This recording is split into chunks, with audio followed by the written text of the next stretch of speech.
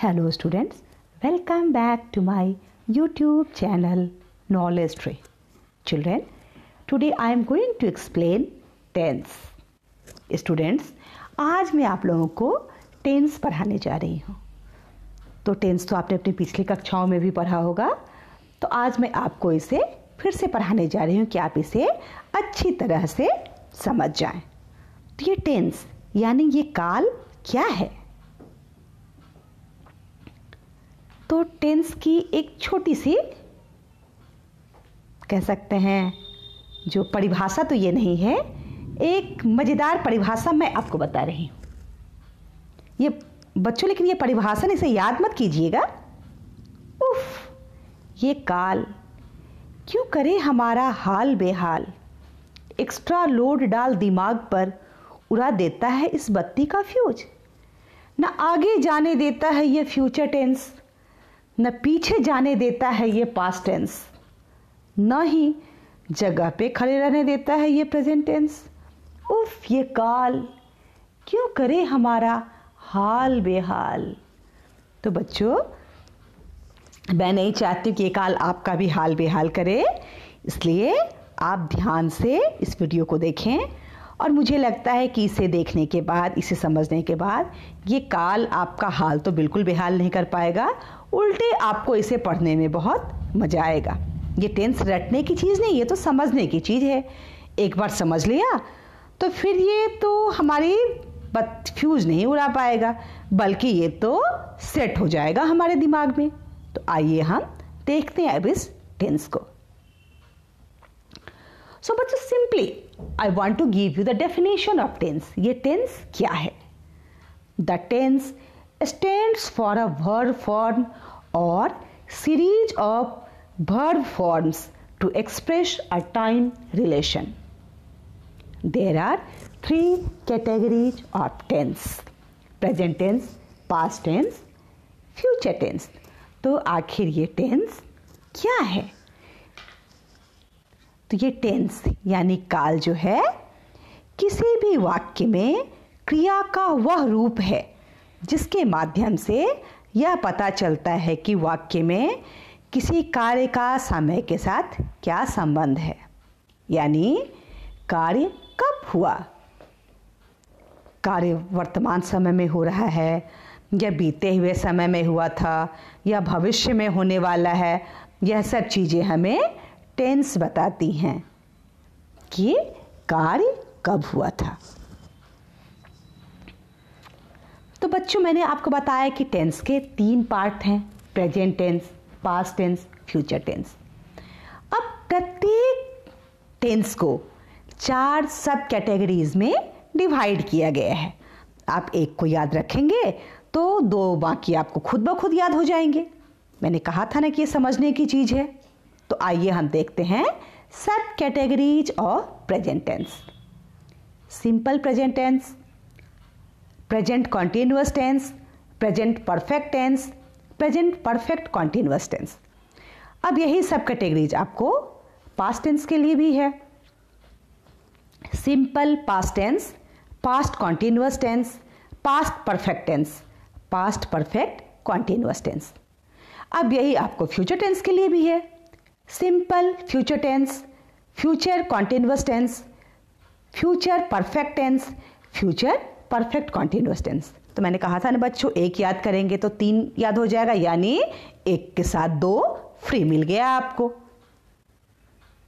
तो आइए हम शुरू करते हैं सिंपल प्रेजेंट टेंस। तो सुनिए, ये सिंपल प्रेजेंट टेंस है क्या?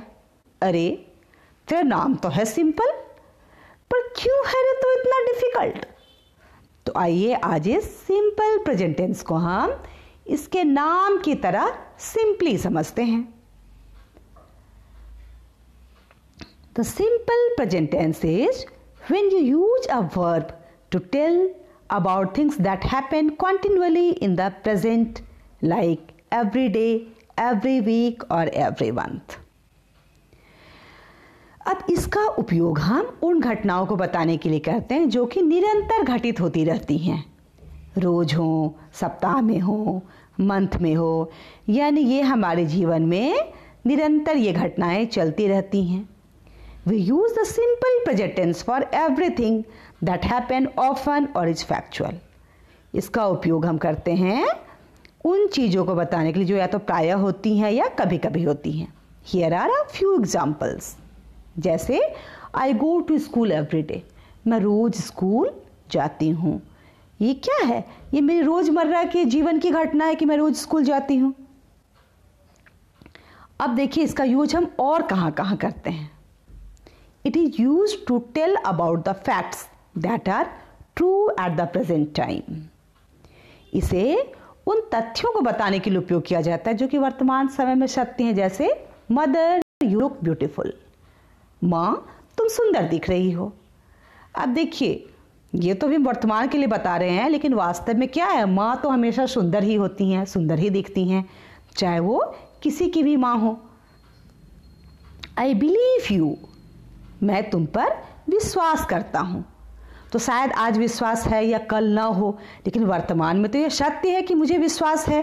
तो मैंने कहा आई बिलीव यू, मैं तुम पर विश्वास करती हूँ. और इसका उपयोग किस में हम करते हैं? फैक्ट्स ऑफ और थिंग्स दैट आर ऑलवेज और जनरली ट्रू. ऐसे फैक्ट्स या थिंग्स जो कि सामान्यतः सत्य होते हैं, जो प्रायः सत्य होते हैं. जैसे lions hunt their prey differently from cheetahs. अब देखिए शेर और चीते के शिकार के तरीके में फर्क होता है. तो यह सत्य है कि जिस तरह शिकार शेर करता है उस तरह शिकार चीता नहीं करता है.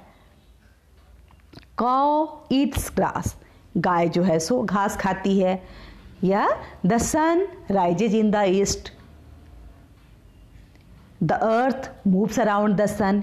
ऐसी चीजें जो है ये सत्य हैं और हमेशा से सत्य होते रहेंगे. तो इन घटनाओं को बताने के लिए भी हम सिंपल प्रेजेंट टेंस का यूज करते हैं. और इसका यूज हम कहाँ करते हैं? रिपीटेड और हैबिचुअल एक्शंस. या तो वो घटनाएं हमारे रोजमर्रा में शामिल हों या फिर हमारी वो आदत हो. We come here every Sunday. यानी ये डेली, ये उनका रूटीन है कि वो हर संडे वहां आते हैं. I have coffee every morning. मैं प्रत्येक सुबह क्या करती हूँ? कॉफी पीती हूँ. तो ये मेरी रोज की आदत है कि मैं रोज सुबह कॉफी पीती हूँ. तो ये मेरी आदत है, या फिर कह सकते हैं मेरी डेली रूटीन का एक पार्ट है. It is also use to events in future. तो जो निकट भविष्य में जो आने वाली घटनाएं हैं उन्हें बताने के लिए भी हम सिंपल प्रेजेंट टेंस का यूज करते हैं.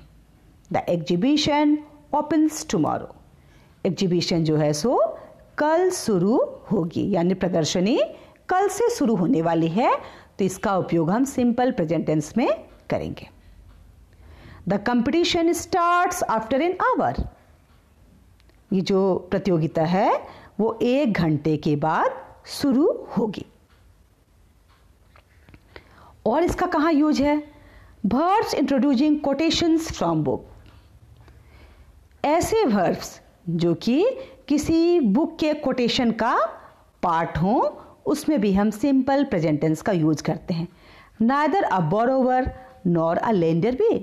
तो ये शेक्सपियर ने लिखा है, ये एक बुक का कोटेशन है कि neither a borrower nor a lender भी. तो ये कोटेशन है, तो इसका यूज हम सिंपल प्रेजेंट टेंस में करेंगे.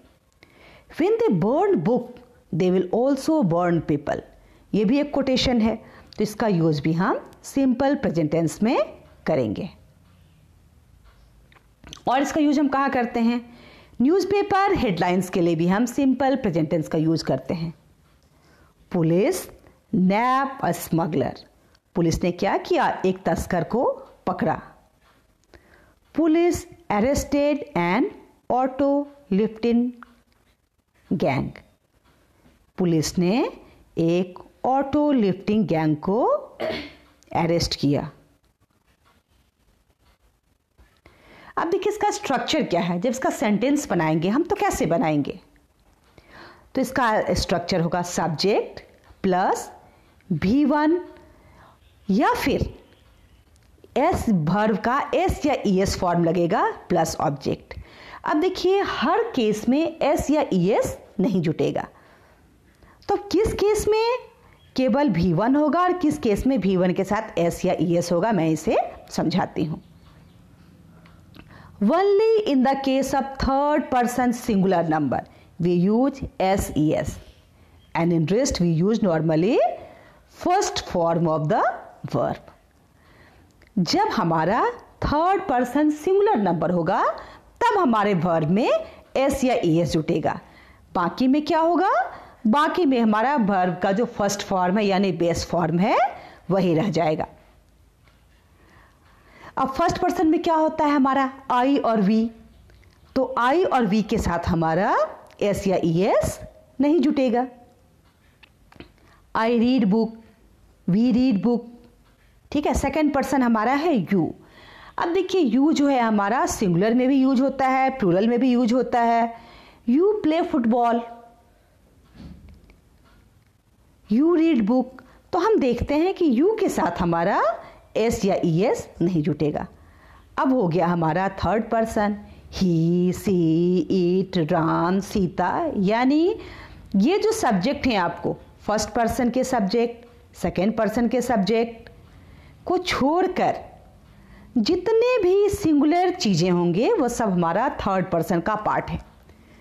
अब ये हो सकता है ही, सी, इट, मैंने बताया किसी का नाम हो सकता है, कोई चीज़ हो सकती है, जैसे he plays football, she sings a song. तो इसमें हमने क्या देखा कि हमने एस या ES लगाया वर्ब में, लेकिन जो थर्ड पर्सन का प्लूरल होगा उसमें हमारा S या ES नहीं जुटेगा। दे प्ले फुटबॉल, तो आपने क्या देखा कि S या ES का उपयोग कहाँ होगा, केवल थर्ड पर्सन सिंगुलर नंबर में हम S या ES का उपयोग करेंगे। रेस्ट में हमारा केवल होगा वर्ब का फर्स्ट फॉर्म। तो इसका स्ट्रक्चर होगा हमारा सब्जेक्ट प्लस वर्ब का फर्स्ट फॉर्म प्लस ES या ES केवल थर्ड पर्सन सिंगुलर के केस में होगा, बाकी में हमारा नहीं होगा। तो उम्मीद करती हूँ बच्चों आपको सिंपल प्रेजेंट टेंस बहुत ही अच्छे तरीके से समझ आया होगा और ये डिफ़िकल्ट से आपके लिए सिंपल बन गया होगा। अगर आपको मेरे वीडियो अच्छा लगा हो तो इसे लाइक करें, शेयर करें और मेरे चैनल को सब्सक्राइब करें। Thank you children for watching my video. और बच्चों एक चीज़ और, बेल आइकन को दबाना ना भूलें ताकि आपको मेरे वीडियो की लेटेस्ट अपडेट्स मिलती रहे। Thank you once again.